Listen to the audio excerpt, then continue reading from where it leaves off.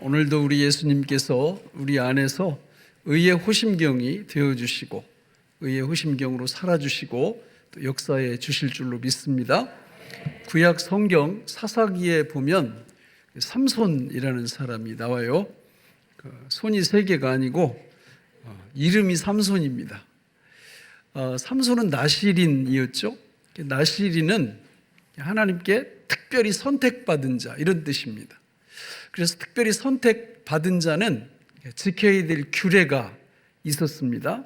삼손에게는 특별히 어떤 규례가 있었죠? 머리를 자르는 게 아니고 머리카락을 절대 자르면 머리 자르면 죽잖아요. 그러니까 한국말이 참 힘들어요. 외국 사람들이 와서 할머니 뼈 해장국 이거 보고 기절 초풍했다는 거 아니에요. 무슨 할머니가 만들어 주시는 해장국이지 할머니 뼈를 넣어서 하는 게 아니잖아요. 그러니까 이 삼손의 머리카락이 잘리면 안 되는 거예요. 그러니까 그걸 끝까지 간직을 해야 되고 길러야 됩니다. 삼손이 그 규례를 지키고 순종할 때에는 능력 있는 삶을 살았어요. 그러니까 능력 그러면 삼손입니다. 그러니까 맨손으로 사자를 이렇게 찢을 정도로 강력한 힘을 갖고 있었고요. 뿐만 아니라 나귀 턱뼈 하나로 블레셋 군인 1000명을 이렇게 처치할 수 있는 그런 능력의 사람이었습니다. 그러니까 조건은 단 하나, 머리카락 자르지 않는 거예요. 나실인의 규례를 지키는 것입니다. 그런데 삼손이 그 규례를 끝까지 지켰어요? 못 지켰어요? 못 지켰습니다. 누구 때문에 못 지켰어요? 참 이게 문제예요. 하와도 문제고 항상 그렇게 들릴라라는 여인이 옆에 있었는데 블레셋 여인이었어요. 근데 이제 그 뇌물을 받고 너 삼손의 그 힘의 비밀을 밝혀내면 엄청난 재산을 준다고 이렇게 유혹을 했고 그 유혹에 넘어갔고 그냥 날이면 날마다 조르는 거예요. 그 비법을 알려달라고. 그래서 처음에 한두 번은 이렇게 빈말로 하다가 나중에는 견딜 수가 없으니까 토로하고 말았습니다. 내 나실인인데 나실인의 이 힘의 온천 나에게는 머리카락을 자르지 않는 것이다. 이렇게 알려줬더니 무릎에다 재워놓고 가위로 싹둑싹둑 잘라가지고 그 나실인의 규례를 깨게 만들었습니다. 자, 그 다음에 어떻게 됐죠? 여호와의 힘이 떠나갔어요. 그리고는 체포당했고 누나를 뽑혔고 두 누나를 뽑혔고 그리고 평생 어떻게 살아요? 블레셋 사람들이 놀이개로 마귀의 놀이개로 이 맷돌을 돌려가면서 날마다 그 놀이개로 살았습니다. 여러분, 신약시대의 예수를 믿는 하나님의 백성들은 다 나실인입니다. 믿습니까? 하나님의 선택을, 특별한 선택을 받고 예수를 믿은 것입니다. 그러나 예수를 믿었지만 나실인의 규례를 지키지 않으면 또 나실인의 규례를 늘 유지하면 삼손과 같이 되는 거예요. 그 규례를 늘 유지하면 이 신약시대를 살아가는 성도들도 맨손으로 사자를 찢을 수 있고요. 나귀 턱뼈 하나로 블레셋 1000명을 아주 박살냈던 것처럼 그런 능력 가운데 우리가 살아갈 수 있습니다. 그러나 우리 역시 나실인의 그 규례를 지키지 않는다면 우리 역시 두 눈알이 영적으로 뽑히고 마귀에게 늘 관계 속에서 늘 당하면서 이 땅 위에서 의미 없는 삶을 살아갈 뿐입니다. 저는 우리 교회에 나오는 모든 분들이 머리카락 잘리지 않은 삼손으로 살아가기를 간절히 축원합니다. 여러분, 그 비결이 뭘까요? 역시 나실인의 규례를 지키는 겁니다. 신약시대를 살아가는 우리에게 있어서 머리카락을 자르지 않는 그 나실인의 규례는 뭘까요? 오직 믿음입니다. 누구 믿음입니까? 예수 믿음입니다. 예수 믿음이 정상적으로 작동을 하면 우리는 능력 있는 삶을 살아갈 것이고 예수 믿음이 정상적으로 작동을 안 하면 예수 믿고 성령으로 거듭났음에도 불구하고 나스리님에도 불구하고 전혀 영향력을 끼치지 못하고 마귀에게 두 눈이 뽑히고 영적으로, 그리고 이 땅 위에서 마귀의 놀이개로 살아가는 의미 없는 인생을 살아갈 수밖에 없다라는 것이죠. 그러나 우리에게는 소망이 있습니다. 사사기를 읽어보면요, 그 맷돌을 돌리고 있는 그 삼손에게 아주 중요한 한 문장이 나오는데요, 그렇게 돌리고 있는 시간에도 삼손의 잘렸던 머리카락이 다시 자라기 시작하니라, 이 말씀이 나와요. 여러분, 우리가 만일 내가 지금 눈알 뽑힌 삼손이라면, 아무 능력 없이 이 땅 위에서 살아가는 그런 패배한 삼손이라 할지라도 하나님 앞에 나스린의 규정을 다시 회복하기만 하면 우리 주님께서 우리를 다시금 능력 있는 삶을 살아가는 하나님의 백성들로 세워주실 줄로 믿습니다. 그럼 그 비결이 뭘까요? 바로 영적 전쟁을 수행하는 것입니다. 영적 전쟁을 수행하는 것이 나스린의 규례입니다. 여러분, 영적 전쟁은 영적 실상을 알아야 되고, 영적 무장을 해야 되고, 영적 기도를 해야 되고, 영적 전투를 수행하면 됩니다. 많은 분들이 영적 전쟁하면 부담감을 가지려고 그러는데, 여러분, 밥 먹는 게 부담입니까? 절대 아니잖아요. 아니, 밥 먹는 게 무슨 부담이에요? 영적 전쟁은 하나님의 백성들의 영적 식사와도 같아요. 밥 먹는 것입니다. 영적 실상을 보고 하나님이 주신 영적 6가지 무장을 하고, 그리고 영적 기도를 하고 영적 전투를 수행할 때 우리는 이 땅 위에서 삼손과 같이 능력 있는 삶, 이 세상을 정복하는 삶, 지배하는 삶, 하나님 보시기에 합당한 삶, 주님이 주시는 신바람 나는 삶, 이런 삶을 우리가 살아갈 수 있게 될 줄로 믿습니다.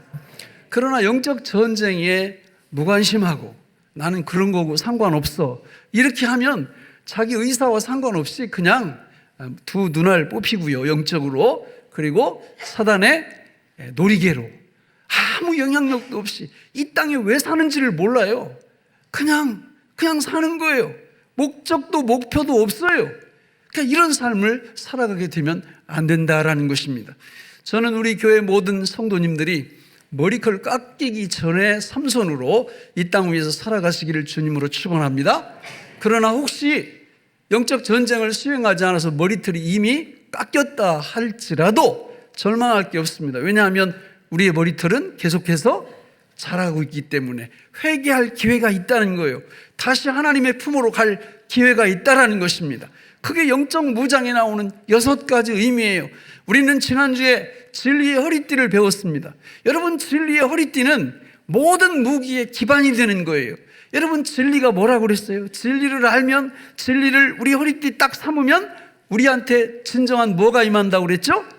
자유가 임한다고 그랬습니다. 요한복음 8장 32절인데 같이 읽어볼까요?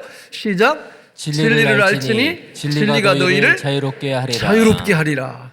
우리가 이 땅 위에서 살면서 자유가 없으면 빨리 어디를 쳐다보라고 그랬어요?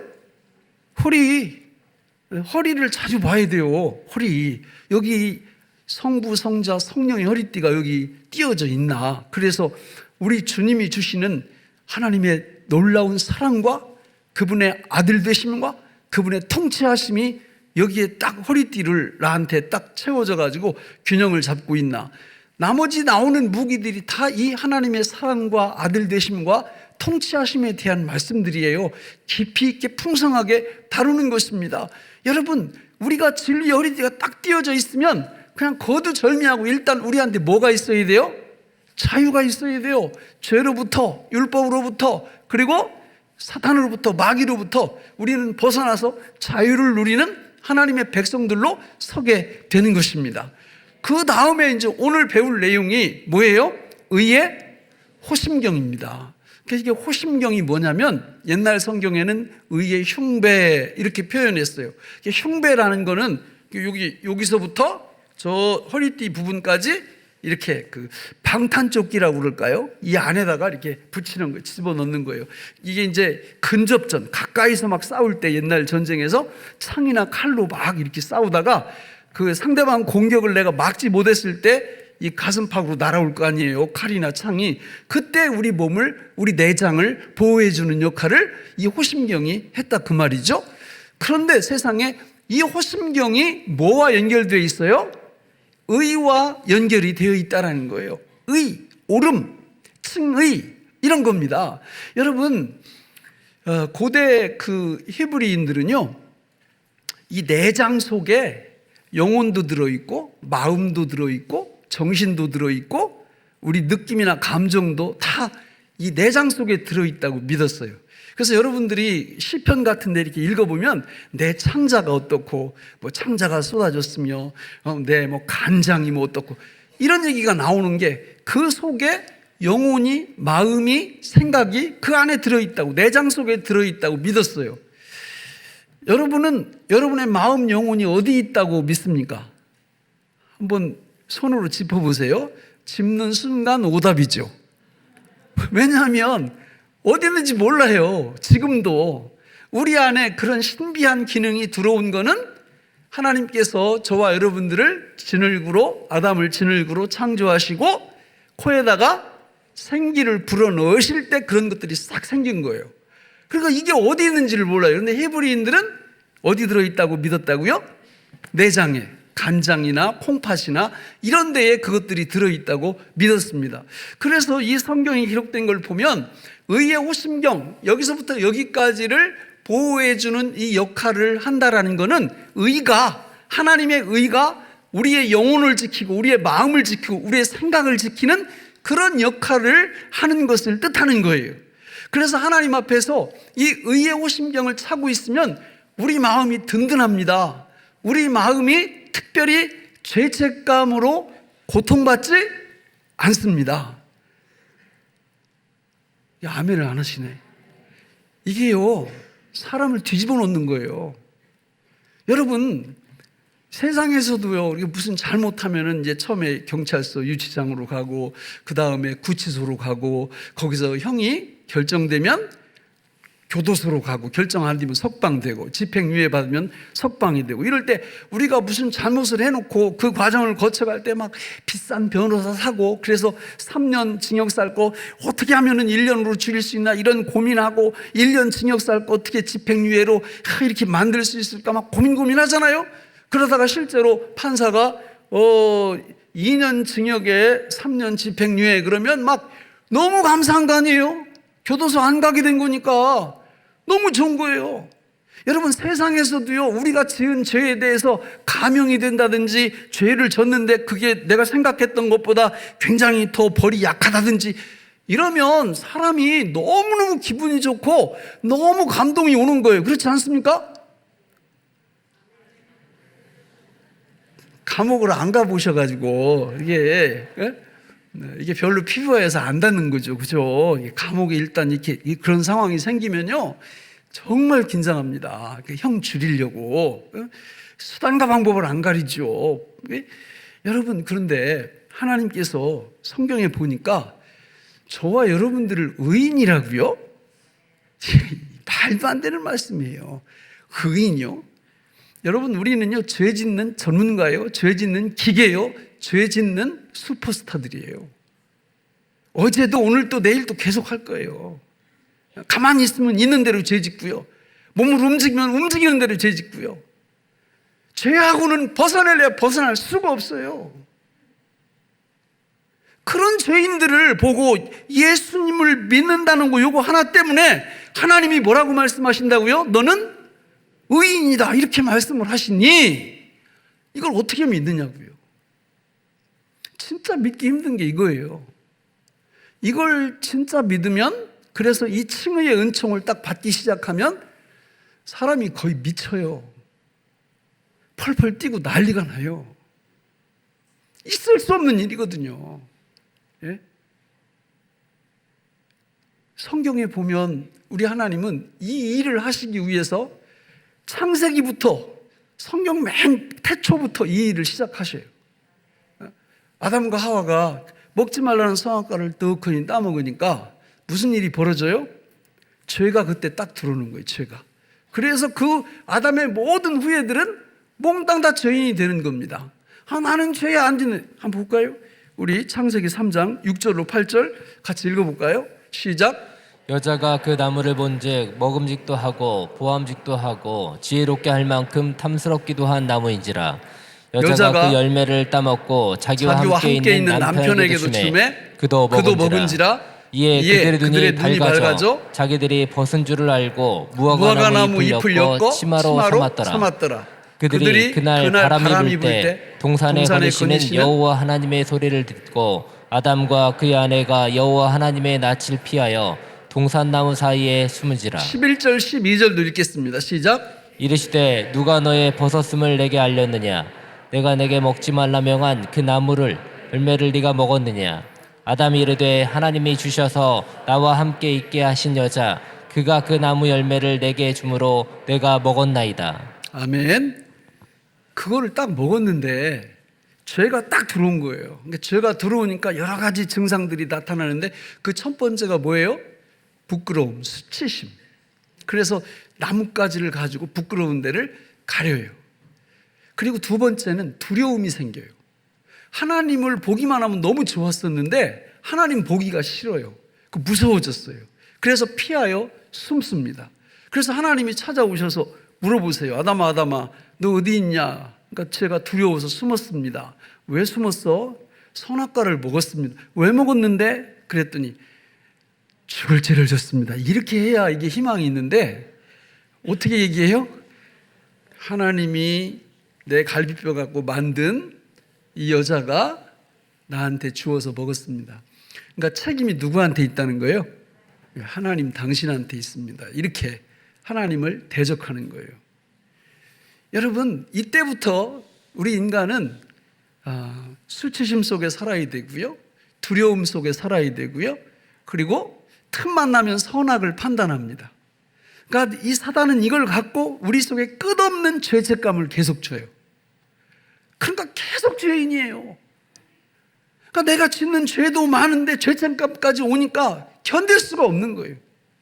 그리고 이 죄책감에 시달리는 사람들의 특징이 뭐예요?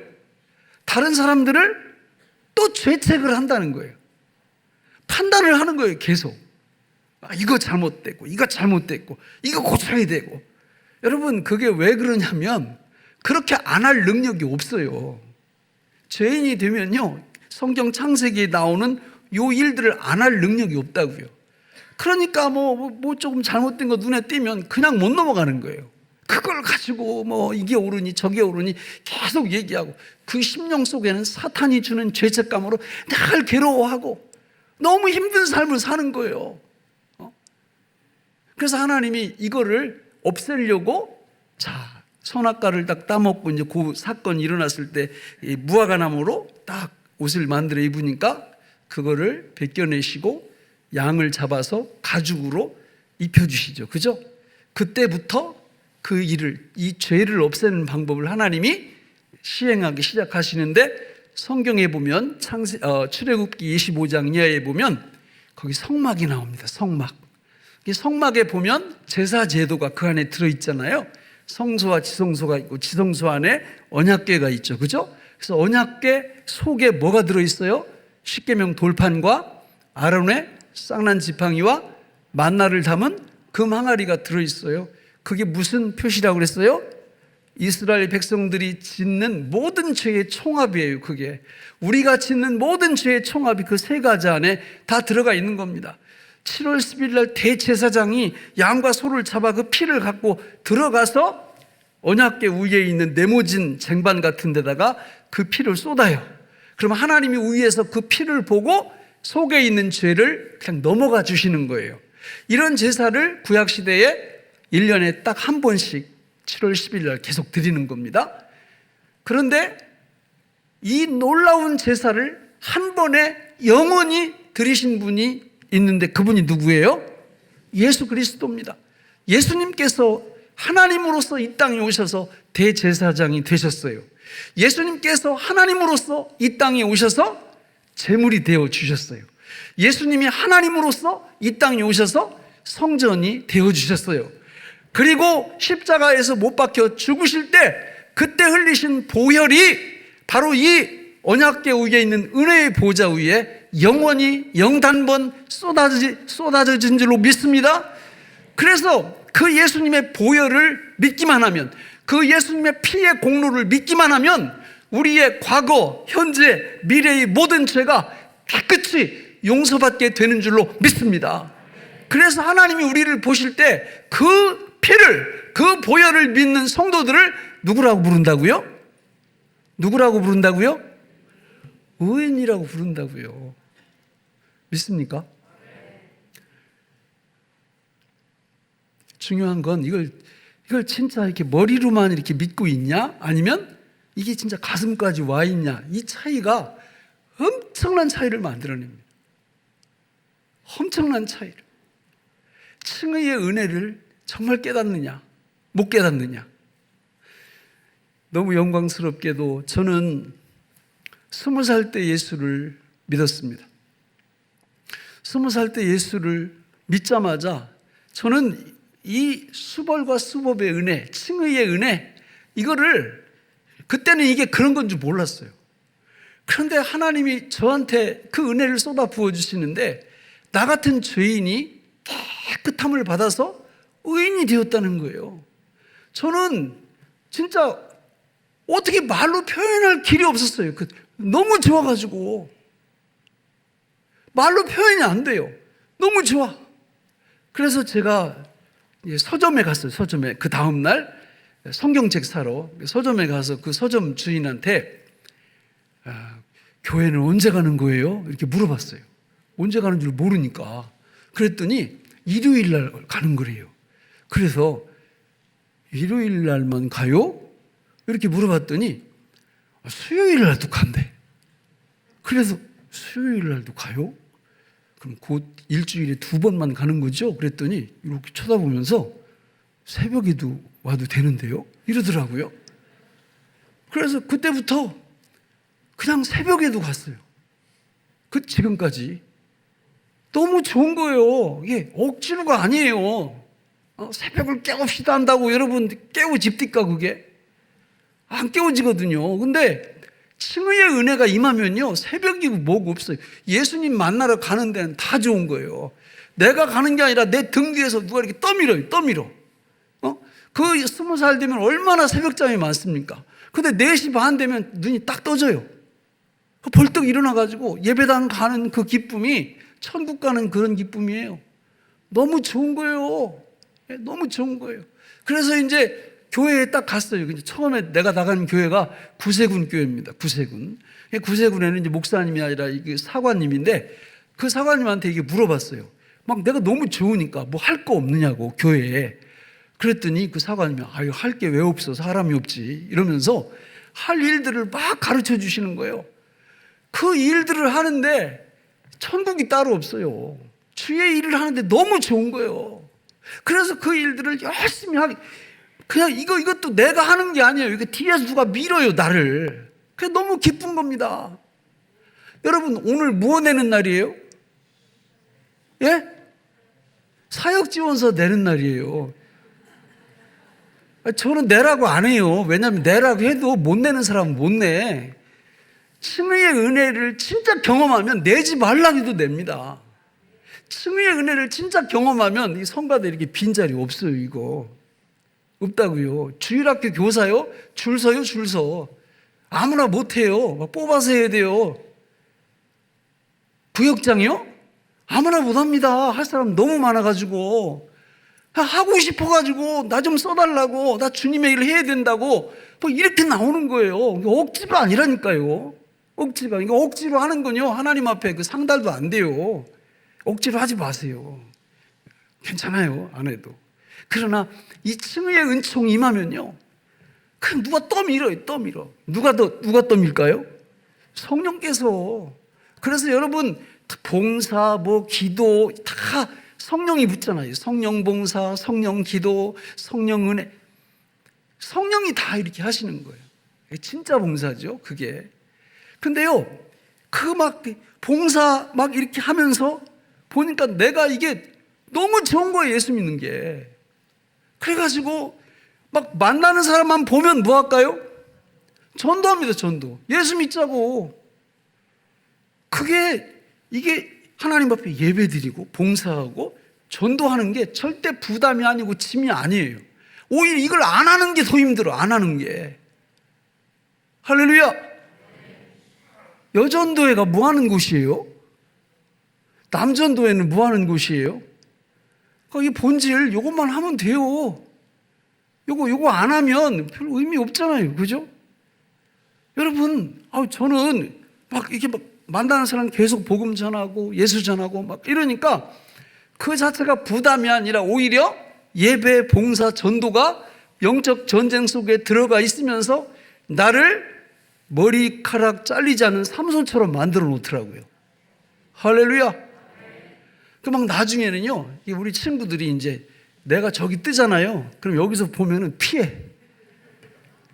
그리고 딱 이렇게 딱 붙잡혀가지고, 야, 예수님 믿어. 예수님 믿으면 너무 좋아. 그러면 막 골치 아프니까 알았어. 믿을게. 교회 나갈게. 이렇게. 그 너무 행복하죠. 예? 이런 복을 받으시기를 축원합니다. 그러면 또 어떤 분은 그럴 거예요. 아니, 목사님, 그렇게 맨날 예배 시간마다 다 나오고, 그리고 뭐 봉사 또 이것저것 다 맡아서 하고, 또 전도하고, 그럼 손은 누가 키워요? 손 누가 키워요, 여러분? 내 생업은 누가 할 거예요? 그렇게 주님의 일에 열심히 내면? 마태복음 6장 33절에 보면 이런 말씀이 나와요. 뭐라고 나와요? 너희는 먼저 그의 나라와 그의 의를 구하라. 칭의의 은총이 뭔지 경험해봐라, 그 말이에요. 그러면 우리 주님께서 먹고 입고 쓰는 모든 거를 책임져 주신다고. 아주 보장을 하지, 보장을. 그렇게 안 해서 탈이지. 그렇게 안 하니까 먹고 입고 쓰는 거 다 누가 해야 되는 거예요? 내가 해야 되는 거지. 그냥 막 바빠. 너무 그냥 내일 하기도 바빠. 그러니까 바쁘죠. 제가요, 이 수십 년 목회하면서 이렇게 한눈에 딱 보이는 게 있어요. 그게 뭐냐면, 우리 성도님들이 이렇게 막 축복받았다고 막 와서 저한테 얘기하실 거 아니에요. 이번에 이런 게 너무 잘 됐습니다. 너무너무 잘 됐습니다. 하나님 은혜가 너무 감사합니다. 이럴 때 쫙 이렇게 들으면서 딱 파악을 해보면 딱 한 단어예요. 한 단어. 뭘까요? 만남이에요, 만남. 분석을 해보면 그렇게 잘 된 거 가만히 보면 하나님이 만날 수 없는 분을 만나게 해주신 거예요. 여러분, 만남의 축복은요, 명함 잘 만들어서 열심히 뿌리고 다닌다고 만남의 축복이 오는 게 아니에요. 하나님이 만나게 해주시는 거예요. 반대도 마찬가지예요. 망할 때도요, 이 사람 만나면 흥할 것 같죠? 근데 그 사람 만나서 망할 때가 많아요. 옆에 있는 또 배우자 생각하지 마요. 그런 거 아니니까. 예? 말씀을 맺겠습니다. 칭의, 하나님 앞에 의인됨, 이거는 말이 안 되는 거예요. 원래 우리는 다 지옥 가야 돼요. 지옥 가도 시원찮아요. 그런데 우리 하나님이 예수님 믿는다는 거, 이거 하나 때문에 이 죄인 중에 괴수들인 우리들, 이 죄의 장아찌들, 밥 먹으면 죄 짓는 것밖에 할 수 없는 우리를 예수 믿는다는 거 하나 때문에 의인이라고, 죄 하나도 없는 의인이라고 인정해 주시는 이 은혜를 우리가 믿어야 됩니다. 근데 이게 쉽지가 않아요. 근데 성경에 보니까 기막힌 말씀이 나와. 고린도전서 1장 30절 우리 같이 읽어볼까요? 시작. 너희는 하나님으로부터 나서 그리스도 예수 안에 있고 예수는 하나님으로부터 나와서 우리에게 지혜와 의로움과 거룩함과 구원함이 되셨으니. 할렐루야.